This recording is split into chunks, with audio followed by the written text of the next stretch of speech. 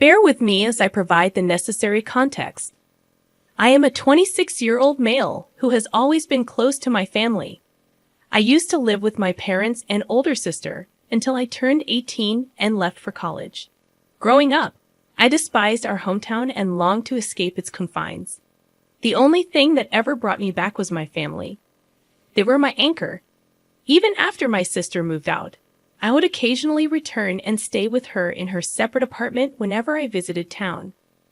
We shared a deep bond, having confided in each other since childhood. However, my world shattered when my sister revealed her engagement news. What made this revelation even more painful was the identity of her fiancé, the very person who had tormented me throughout high school. Bullied felt like an understatement. He had subjected me to relentless torment, pushing me to the point of panic attacks and multiple emergency room visits. I had made official complaints against him, but he always managed to evade consequences. My parents and sister were aware of my ordeal. They tried their best to help, but the scars ran deep. The shock of my sister's engagement was overwhelming, feeling like an outright betrayal. I couldn't fathom how she could be with someone who had caused me such immense suffering. In that moment, I couldn't even look at her.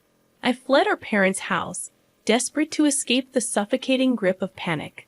I spent that night in a hotel, ignoring frantic calls and messages from my family.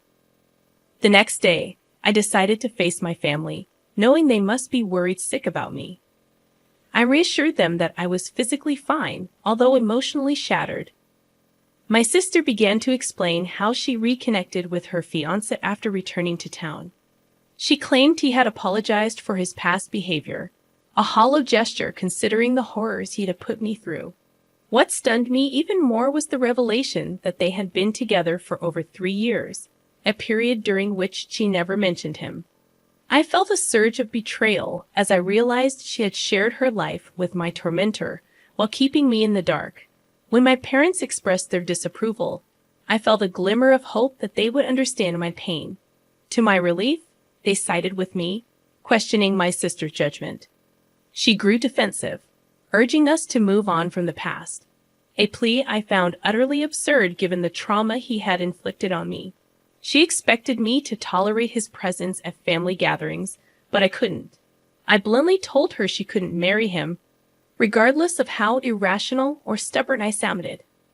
I found it unimaginable to accept him as a part of my family. When I confronted my sister, she adamantly refused to end her engagement, dismissing our conflict as a petty feud. Her words cut deep, especially considering she knew the extent of my suffering. Realizing I couldn't change her mind, I gave her a straightforward ultimatum. She had to choose between her fiancé and me. I couldn't bear to be a part of her life if she married him. She argued that my demand was unfair, professing her love for me. I acknowledged the truth in her words, but I simply couldn't fathom having that man in our lives. In the end, she chose him, tearfully explaining that she didn't want to make this choice, but felt compelled to. I told her I loved her, but declared that she would never see me again. I wished her well and walked away. Over the years, my parents kept me updated on her life events, including her wedding and the birth of my twin nephews. Despite my desire to meet the children, I couldn't bring myself to do so. Several years passed without any contact from my sister until one unexpected day when she called me. I picked up, concerned that something might be wrong. Strangely calm, she expressed her longing to reconnect. I admitted missing her too, but I reiterated my unwavering stance regarding her husband. She proposed that he would apologize if given a chance and insisted they both wanted me back in their lives. Despite my reservations, she urged me to meet my nephews. Caught in a whirlwind of conflicting emotions, I hesitated. Before I could respond, she revealed her immediate need for help babysitting the kids, emphasizing that I was her only reliable option. Feeling cornered, I questioned my reliability, as I had never even met her children. She assured me they were prepared to apologize and reconcile, emphasizing the importance of having their uncle in their lives. Feeling overwhelmed, I asked for time to think. I admitted my desire to meet my nephews, but expressed my discomfort with suddenly being entrusted to babysit kids I had never met before. I told her to give me space, promising to revisit the conversation later. I grappled with my decision, wondering if I was wrong for not wanting to babysit my nephews due to my unresolved issues with her husband. Feeling guilty about declining my sister's request, I sought solace in a conversation with my parents. They reassured me that, while they accepted my sister and her kids, they couldn't embrace her husband into the family. Their support meant the world to me. Opening up to them about my dilemma, I expressed my remorse for not helping my sister. That's when they disclosed that she had recently lost her job, causing financial strain. It became clear they were struggling and needed a free babysitter, with me being the first choice. I inquired about her husband's situation and why he couldn't assist. My parents revealed he had never held a job for more than 3 months, and his family had cut ties due to fights. Oddly satisfying was the realization that my high school bully had become a non-contributing member of society. While my parents advised against babysitting, the final decision lay with me. Despite my initial determination to help, I wrestled with the fact that my sister only contacted me out of necessity. It felt incredibly selfish, making me wonder if her husband's influence was at play. The internal struggle persisted since her call, but ultimately, I knew I couldn't accept her offer. Summoning the courage, I called my sister to decline, even though I felt compelled to apologize. She questioned my refusal, prompting me to explain that being near her husband triggered painful memories. She grew upset, accusing me of dwelling in the past and being stubborn. I firmly told her she didn't know the whole story, emphasizing her lack of right to judge my decision. She coldly told me to stop whining about a little bullying and move on. I was seething with anger because she had witnessed my panic attacks caused by her husband. I confided in her about my suicide attempt, something our parents had kept from her because she was away at college at the time. After hearing the full extent of my pain, she was left speechless. I laid out the reasons why I couldn't be near him and accused her of being insensitive for forcing me into that situation. She promptly apologized, but it fell flat for me. I felt like her apology came too late. She should have supported me long before knowing the truth. Reminding her that she had chosen her husband when I asked her to decide, I told her she needed to let me go. She couldn't have everything and everyone. I couldn't understand why she would marry such a horrible person after everything he had put me through. To me, both she and her husband were reprehensible. She should have stood by me, making her equally culpable. I commended our parents for standing by my side all this time. Now, shifting to our second story, my closest friend is getting married in Sicily this August with less than a year's notice. I was asked to be a bridesmaid, but I'm starting to feel unappreciated. Despite their wealth, my friend, who doesn't currently work, has invited people from all over the world. My little sister was uninvited due to guest list cuts.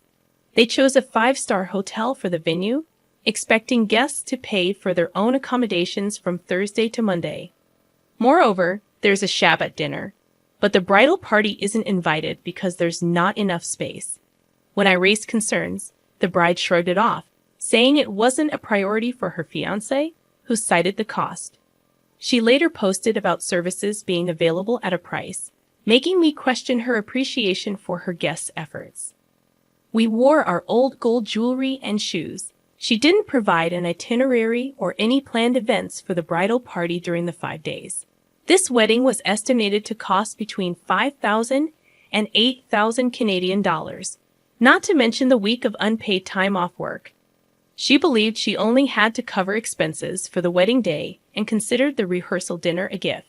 The bride and groom didn't feel obligated to make the bridal party and guests feel appreciated. They were also planning a $50,000 safari for part of their honeymoon. I have been deeply involved in the wedding planning, even organizing the entire baccalaureate party.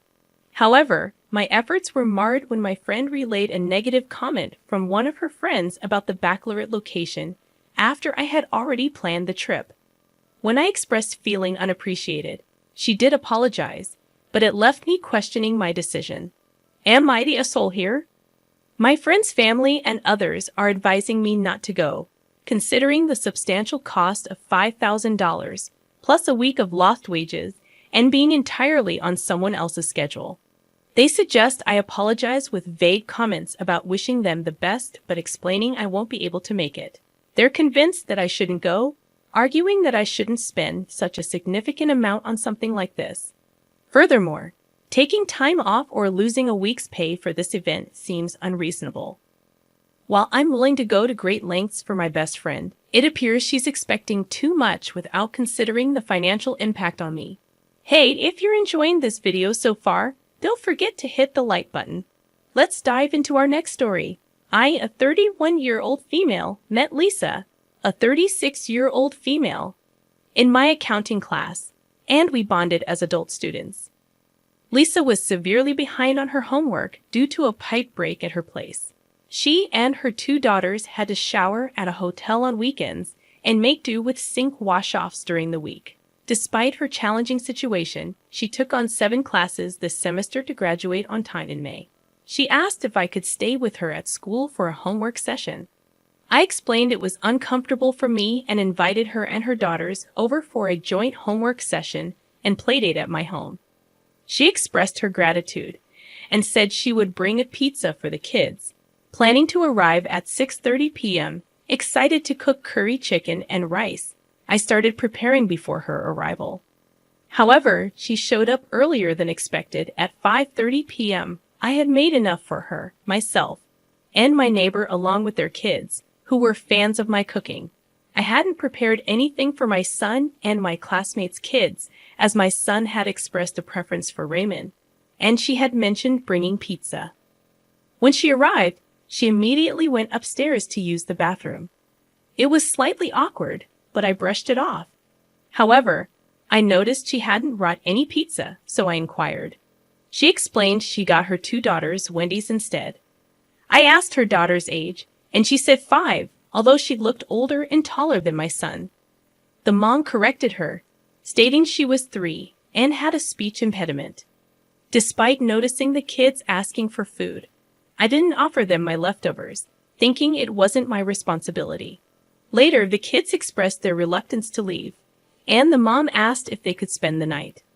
Overwhelmed and considering it was a weekday, I declined. Am I the asshole for not sharing my leftovers, which consisted of 1 piece of chicken, rice, and veggies, and refusing to let them spend the night? I did provide the kids with snacks like popcorn and Oreos. She mentioned the 9-year-old's Wendy's meal had been accidentally thrown away. Second edit. I invited her over for dinner, but she declined, citing her class that night. I suggested the kids could come over when she attended class instead of staying with their dad. This was what she had told me about their routine. After discussing her situation, she revealed they were homeless and washed up at school due to broken pipes. She asked to stay overnight, but I declined. Am I the asshole for not helping her and her kids in this situation? Many have suggested calling child services. In our 4th and final story, my family has always been well off, enjoying frequent vacations. However, when my dad recently booked a trip to Italy, there was an oversight regarding my wife.